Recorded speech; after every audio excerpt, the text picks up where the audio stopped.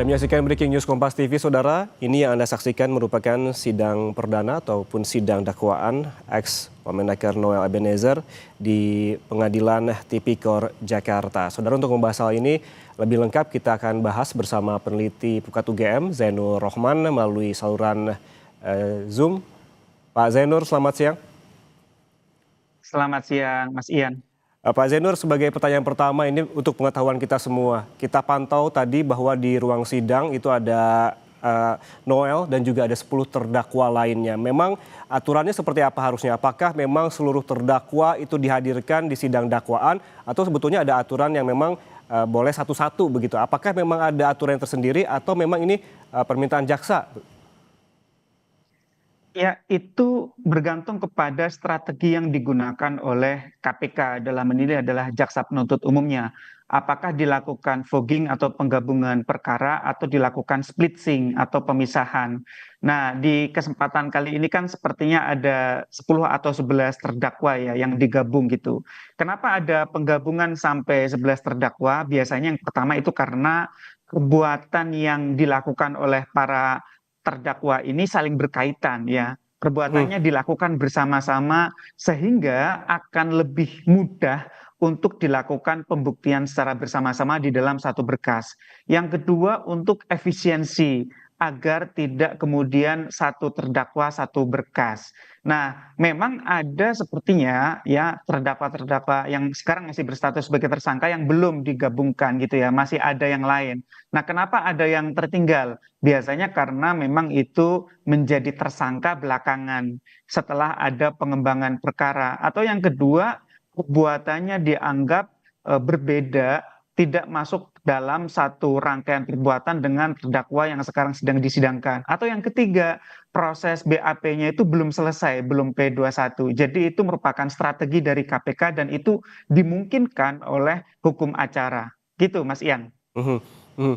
Pak Zainur, kalau kita melihat dalam sidang kali ini, kalau kita flashback begitu ke penanganan kasus ini melibatkan 11 tersangka begitu yang saat ini di sidang perdana berarti ada 11 terdakwa termasuk Noel begitu.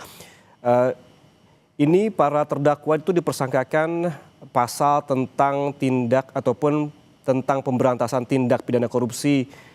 Menurut Anda dalam kasus ini kejahatan korupsi yang diterapkan apakah sudah sesuai? Ya, saya lihat memang ini satu hasil penyidikan KPK ya. Saya melihat ini tentu penyidik sudah sedemikian rupa meneliti perbuatan-perbuatan para tersangka yang sekarang menjadi terdakwa ini apa saja begitu ya. Ya kalau kita lihat kan ini kurang lebih adalah satu perbuatan pemerasan dalam jabatan ya yang Hmm. dilakukan oleh para pejabat di lingkungan Kementerian Ketenagakerjaan di mana mereka gitu ya menggunakan kewenangannya itu untuk memeras orang-orang atau perusahaan-perusahaan yang Hmm. sedang mengurus sertifikasi K3 yang seharusnya satu tarif itu berharga 275.000 oleh para pelaku itu dinaikkan Hmm. sampai 6 juta.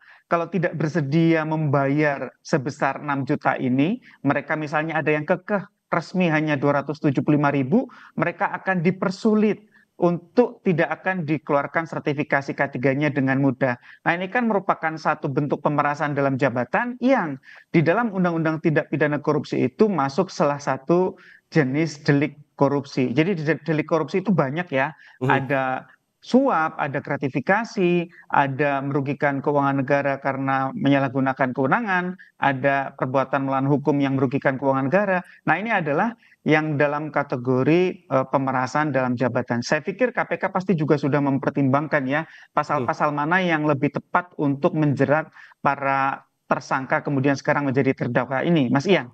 Oke, ini para terdakwa, 11 terdakwa ini memiliki peran masing-masing, Pak Zainur. Menurut Anda, apakah eh, ke-11-nya ini mendapatkan sanksi yang berbeda ataukah sama? Ya, nanti akan dipilah. Jadi di dalam menjatuhkan putusan, nantinya majelis hakim itu akan menggunakan sedemikian banyak pertimbangan ya. Apalagi sekarang dengan KUHP yang baru, itu ada banyak pertimbangan yang harus dilakukan oleh majelis hakim untuk memutus. Nah, kalau kita lihat dari 11 terdakwa ini masing-masing memiliki peran yang berbeda-beda, Mas Ian. Tentu peran yang berbeda-beda itu nanti juga akan dipertimbangkan oleh KPK di dalam menuntut gitu ya. Dan tentu nanti majelis hakim juga akan membuat pertimbangan karena di antara para terdakwa ini memang benar-benar punya peran yang berbeda-beda. Misalnya Wamen Noel gitu ya. Wamen Noel ini sebenarnya pejabat baru ya, Mas Ian ya. Baru Hmm. masuk 2 bulan, langsung kemudian diberikan kurang lebih kalau menurut KPK ada sekitar 3 miliar. Tetapi sebenarnya praktik korupsi dalam bentuk pemerasan ini sudah berlangsung bertahun-tahun, mulai dari 2019 atau 2020 gitu ya.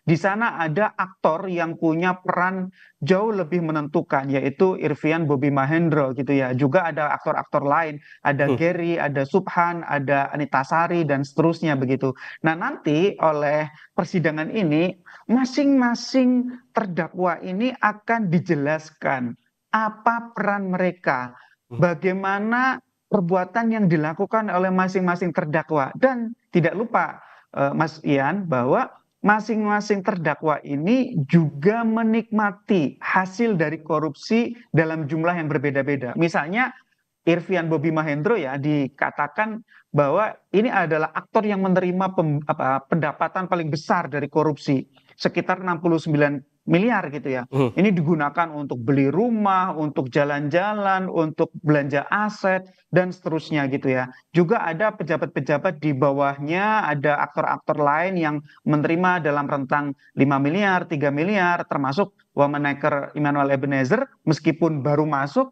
tiba-tiba langsung dikasih sejumlah 3 miliar dan kemudian juga ada satu motor Ducati warna merah ya, yang itu kemudian juga sudah dilakukan Oke, penyitaan oleh KPK. Jadi baik, Mas Ian, baik. nanti majelis hakim akan mempertimbangkan masing-masing perbuatan para Oke. terdakwa ini. Oke, berarti kita tunggu juga bagaimana majelis hakim mempertimbangkan peran masing-masing dan juga selain peran masing-masing juga perlu diketahui bahwa jabatan dari masing-masing terdakwa ini juga berbeda-beda begitu. Apakah ini juga berpengaruh terhadap sanksi nanti? Terima kasih peneliti Pukat UGM Zainul Rohman atas waktunya bersama kami di Breaking News Kompas TV. Sehat selalu. Dan Terima saudara, kasih. jangan kemana-mana. Breaking News Kompas TV sesaat lagi akan kembali untuk Anda. Tetap bersama kami.